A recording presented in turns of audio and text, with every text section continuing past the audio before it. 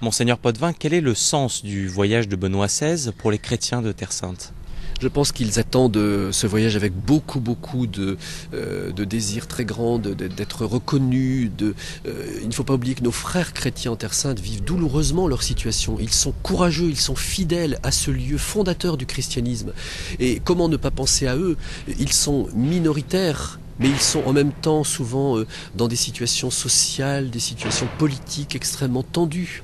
Et leurs communautés sont vraiment ardentes, sont courageuses. Il ne faut pas oublier que le christianisme est pluriel.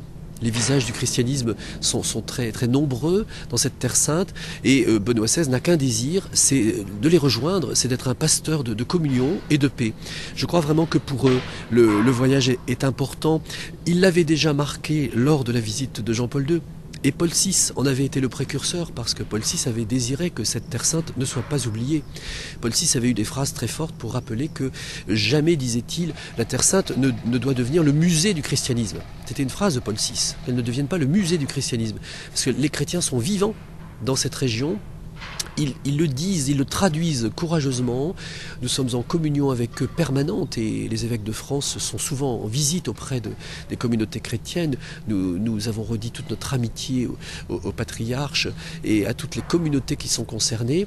Et je pense que vraiment les chrétiens attendent intensément cette visite de Benoît XVI.